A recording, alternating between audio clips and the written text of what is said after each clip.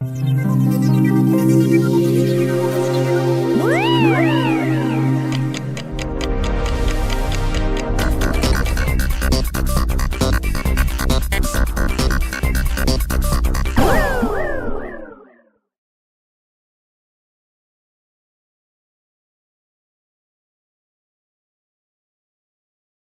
the heliocentric model, Earth is just one of 8 planets in our solar system, all of which are said to be huge spherical Earth-like habitations or globular gas giants millions of miles away.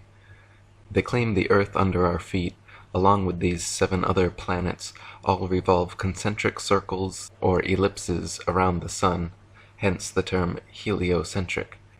The previously prevailing geocentric model had placed Earth as the immovable center of the universe, with the sun, moon, stars, and planets all revolving around us, just as they appear. In the heliocentric model, however, which would be more appropriately titled the acentric model, the sun is only the center of our solar system, while itself, supposedly, simultaneously, revolving 500,000 mile-per-hour spirals around the Milky Way galaxy, which itself is constantly shooting 670 million miles per hour away from an alleged Big Bang creationary explosion at the beginning of time. In the geocentric model, the 7 planets were known as wandering stars, with the multitude of other stars known as fixed stars. The wandering stars were so called because they can be seen meandering their own unique paths around the heavens, while all the other stars remain fixed in their steady group rotation around Polaris. The wandering stars also happen to be among the brightest in the night sky, and just as heliocentrists falsely claim the moon to be a mere reflector of the sun's light, they claim the bright starlight of these planets is merely them reflecting the sun's light back at us. This has already been shown to be geometrically impossible, however, as convex bodies do not and cannot reflect light in this way. In the heliocentric model, the wandering stars are all supposedly spherical Earth-like places several million miles away from us, while the fixed stars are all allegedly super-distant suns, similar to our own, but several trillion miles away, complete with their own solar systems and accompanying planets, perhaps even populated with sentient alien beings like ourselves. NASA's current official astronomical statistics state that there are upwards of 10 trillion such planets in our galaxy alone, and at least 200 billion galaxies in the universe. Therefore, they claim Earth is only one of 1 septillion planets in the universe. David Wardlaw Scott said, "Our modern astronomers imagine the stars to be immense worlds or suns, some of them many thousands of times larger than our own, and at an enormous distance. Sir Robert Ball, in his Cause of an Ice Age, says of Sirius that it is 1,000,000 times as distant from us as the sun, that it is 92 millions of miles from the Earth. It is thought that stars are in a more or less advanced state of development, and that probably some of them may be already inhabited by beings suited to their spheres. Their distance from us they calculate to be so immense that, according to Sir William Herschel, the light from some of them will take 1,000 years to reach this world of ours." Dr. Samuel Robotham said, "Again, these stars are assumed to have positions so far from the Earth that the distance is almost inexpressible. Figures, indeed, may be arranged on paper, but in reading them no practical idea is conveyed to the mind. Many are said to be so distant that they should fall with the velocity of light, or above 160,000 miles in a second of time, 600 million miles per hour. They would require nearly 2 million years to reach the Earth." Sir William Herschel, in a paper on the power of telescopes to penetrate into space, affirms that with his powerful instruments he discovered brilliant luminaries so far from the Earth that the light which they emitted could not have been less than 1,900,000 years in its progress. Albert Smith said, The fixed stars are so called because, except for very long periods, they do not appreciably alter their relative positions, and they are mere points of light, so small that the most powerful telescopes cannot magnify them into disks, yet they are supposed to be suns of immense size removed by the astronomers to immeasurable distance away from us for the credit and convenience of their theories. NASA even claims to have sent several remote-controlled flying telescopes, like the popular Hubble camera, into outer space, transmitting back to Earth pictorial proof of the validity of their model. These Hubble pictures show that the wandering stars are all in fact spherical Earth-like planets, just as the heliocentrists claimed all along. The Hubble pictures showed that the fixed stars are also in fact distant suns, trillions of miles away, just as the heliocentrists claimed. The Hubble pictures and videos, all of which are indistinguishable from a good Photoshop or Hollywood production, completely confirm for hypnotized heliocentrists the truth of NASA's claims and the existence of various celestial phenomena which only NASA and their advanced cameras can show, like planets, galaxies, black holes, quasars, etc. Using even the most advanced non-NASA telescopes, however, the fixed and wandering stars appear to be nothing more than tiny dots of multicolored light. It cannot be ascertained whether fixed stars are actually distant suns, whether wandering stars are actually Earth-like planets, or whether any of NASA's claims hold any validity outside of their alleged pictorial evidence from these supposed remote-control flying space telescope images. Outside of NASA, what evidence do we have that stars are actually distant solar systems? What evidence do we have that planets are Earth-like places in space? They are certainly interesting and plausible ideas, but there is absolutely no empirical evidence to support them. In fact, if NASA hadn't implanted such ideas into their heads, very few people would ever look up at the night sky and assume those little pinpricks of light were all Earth-like objects millions of miles away, or suns trillions of miles away, complete with orbiting planets and moons just like ours. The only reason people believe wandering stars are Earth-like planets and fixed stars are distant suns is because of NASA propaganda. As Gabrielle Henriette said, the planets are not solid, opaque masses of matter as is believed. They are simply immaterial, luminous, and transparent disks. If stars are all distant planets or suns, how is it that various phenomena have been observed, including stars changing color, intensity of light, sudden appearance, disappearance, or shooting quickly from one place to another? I have watched single stars changing their colors as regularly as a disco ball, others shooting through the sky and disappearing, and stranger still, I once saw a star shoot quickly straight upwards through the sky for 2 seconds and then stop again. Back in the late 16th century, when the heliocentric theory was starting to take hold over the imaginations of an unsuspecting public, Danish astronomer Tycho Brahe famously argued for geocentricity, positing that if the Earth revolved in an orbit around the Sun, the change in relative position of the stars after 6 months of orbital motion could not fail to be seen. The stars should seem to separate as we approach and come together as we recede. In actual fact, however, after 190 million miles of supposed orbit around the Sun, not a single inch of parallax can be detected in the stars. Thomas Winship said, "In the time of Tycho Brahe it was said that the Earth revolved around the Sun, but he argued that if the Earth revolved around the Sun, the relative position of the stars would change very much, and the matter must, in the nature of the case, be easily detected. Accordingly, experiments were tried at intervals of 6 months, and the result showed that the stars were in exactly the same position as they had occupied 6 months before, thus proving that the Earth does not move at all. If the Earth is at a given point in space on, say, January 1st, and according to its present-day science at a distance of 190 million miles from that point 6 months afterwards, it follows that the relative position and directions of the stars will have greatly changed, however small the angle of parallax may be. That this great change is nowhere apparent and has never been observed incontestably proves that the Earth is at rest, that it does not move in an orbit around the Sun." When Tycho Brahe demonstrated that after 190 million miles of supposed orbit around the Sun, not a single inch of parallax could be detected, Heliocentrists, desperate to patch the glaring hole in their theory, pushed their hypothetical distances to the stars into the trillions of miles, claiming the closest one, Proxima Centauri, was a ludicrous 25 trillion miles away, and thereby making all the stars so conveniently far that no appreciable parallax could be detected. This expedient explanation, which heliocentrists have clung to ever since, has proven satisfactory to silence the manipulated minds of the masses, but still fails to adequately account for several issues.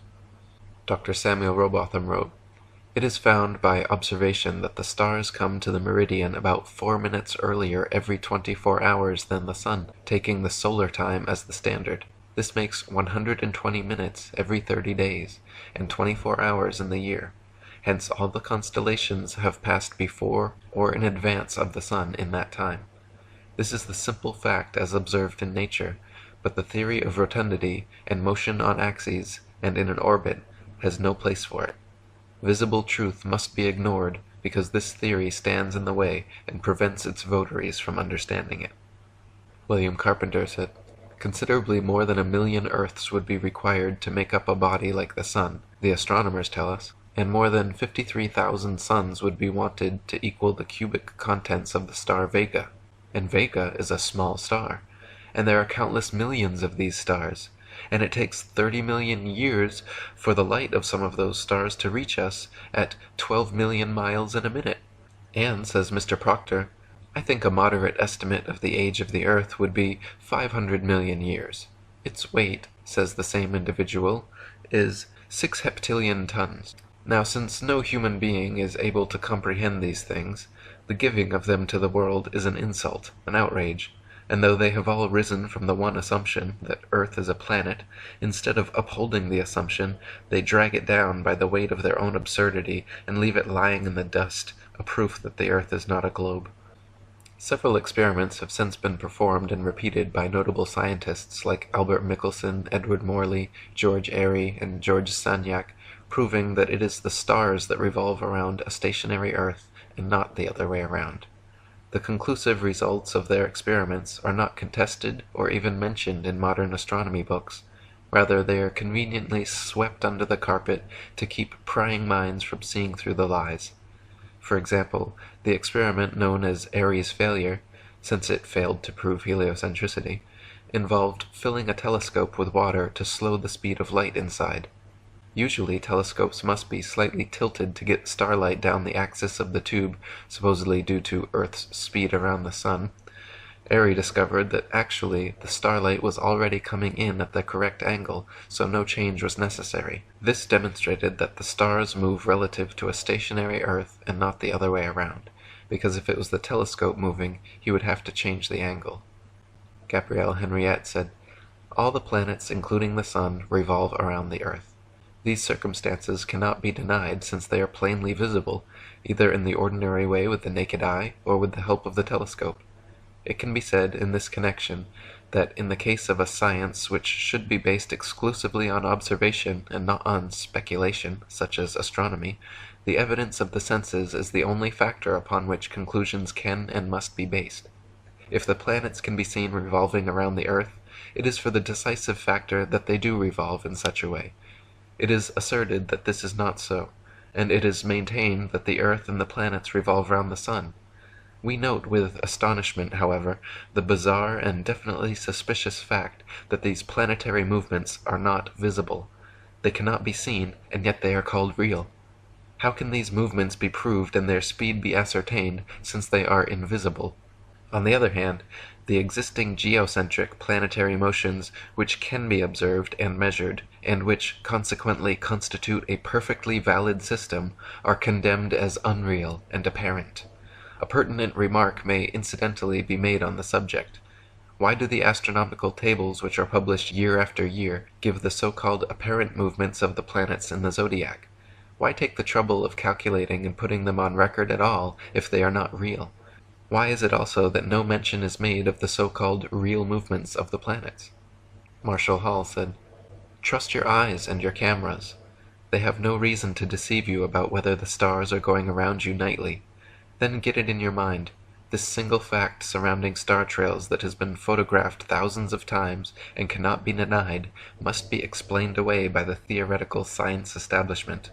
All of the factless allegations, a rotating and orbiting Earth, billions of light-year distances to the stars, a 15-billion-year-old universe, the whole Big Bang paradigm, all of the alleged evolution of the universe, Earth, and mankind, that is to say, all of modern evolution-based cosmology controlling knowledge today, all of it, is completely undone if the stars are doing what cameras show they are doing, namely, going around the Earth nightly.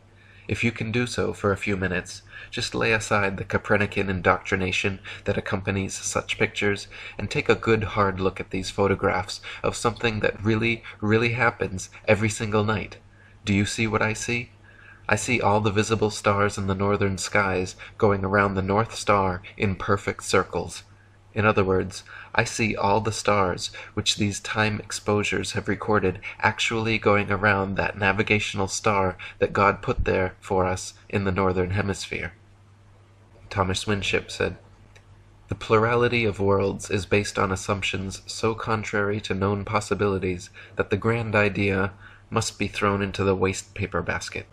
The supposed great distance of the sun from the earth is the main cause of the delusions of the learned as to the so-called worlds above us being inhabited.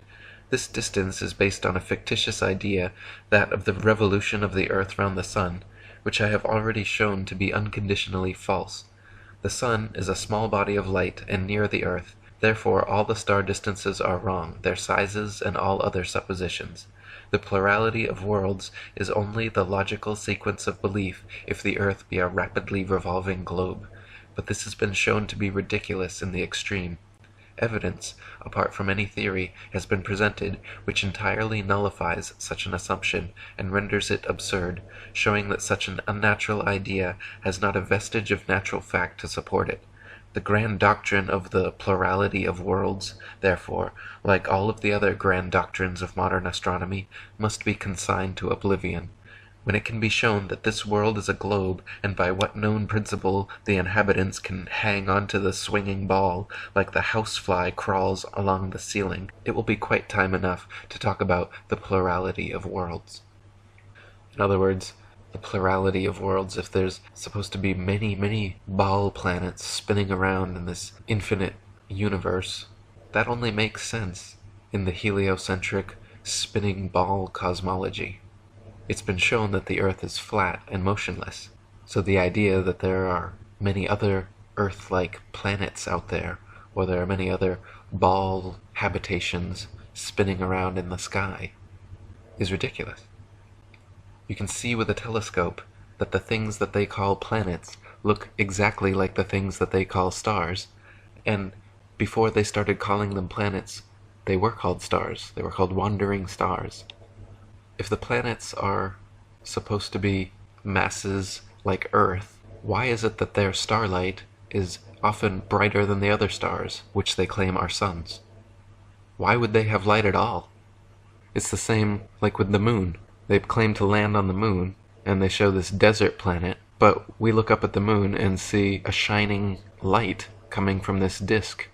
If the moon is so bright, shining with light like that, why weren't the astronauts constantly illuminated by this huge light that shines all the way 238,000 miles to the Earth?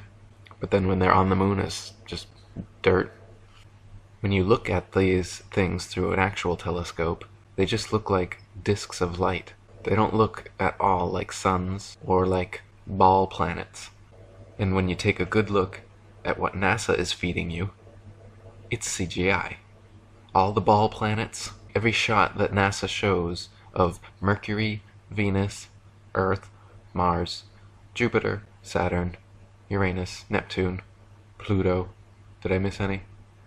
All these things, all their pictures of these planets are clearly made on a computer. They are CGI, computer graphic images, computer generated images. So, the idea that there are many other spinning ball planets out there in the sky is false. NASA doesn't do science. NASA does science fiction. Heliocentricity is not science. It's science fiction. Geocentricity is what you actually experience. It's what actually happens. The flat Earth is what you actually experience. You do not experience a curve. You do not experience motion. You don't feel yourself moving 1,000 miles an hour. The stars don't change their relative positions. They're fixed because they're revolving around us just as it appears. Think about it. If we were revolving around the sun, and the sun revolving around the galaxy, and the galaxy revolving around the universe, guess what? All the stars would change their position every single night. You wouldn't be able to catch the same star trails 2 consecutive nights, let alone for hundreds and hundreds of years, not changing positions. If you had those 4 different motions, everything spiraling around each other, you can't have the North Star fixed and all the other stars fixed in their constellations revolving perfect circles around it. Can't happen. You couldn't even have perfect circle star trails. They would be spirals. They would be awkward spirals. They would be like elliptical spirals. So, point is, Earth is not a planet. It's a plane. They just added a T to the end and fooled everyone. And then they started saying, there's 1 septillion other planets too, just like Earth. And then once they got people believing that, now they're saying, and there must be life on some of those. So there's aliens. And now they're preparing you for aliens. That's what's coming next. They want you to believe in aliens. They want you to believe that there's some off-world enemy or friend that's going to come here to save or destroy us, and they're going to use that as a false flag event to further their agenda. It's been in the works for a long time, so this is a big one. You could even say that this is the purpose of the Ball Earth deception. What's the purpose? To create a world religion. What do you think NASA is? What do you think the spinning ball Earth, universe, Big Bang, evolution bullshit is? It's a religion. People believe this shit and it doesn't exist. So, why do they lie about the flat Earth, Eric? Because they're making you believe in a bullshit science fiction religion. That's why. You don't even know that you're in a cult. You don't know that you've been brainwashed. And how deeply you've been brainwashed. You've been brainwashed so much that instead of thinking that you come from a intelligent consciousness, you think that you come from nothing. And monkeys. They brainwash you to think that you and Earth aren't special or unique, but that there's just infinite Earths and worlds and beings, and humans are not the most intelligent of the intelligent designers' designs. They want you to believe that there's some aliens out there, more intelligent. They want you to believe that they're more intelligent than you, because only they have the Hubble Space Telescope, and only they have all the technology necessary to tell you that, oh, stars are really suns, and the wandering stars are planets. And, oh, we found water on Mars with our little probe rover thing. Check out these CGI images we sent back on our million-mile internet connection that we have, but you don't, and you've never seen anywhere. Think about how effective this religion is. It's worldwide. It is a world religion. They have successfully created a worldwide religion and made people the whole world over believe in it. They teach it to them in government schools, and they're so indoctrinated into this religion, they have no idea that it's a religion. That's the point. They call it science. They have no idea that they're in a cult being brainwashed by a bunch of CGI pictures and fairy tales. So why the flat Earth deception?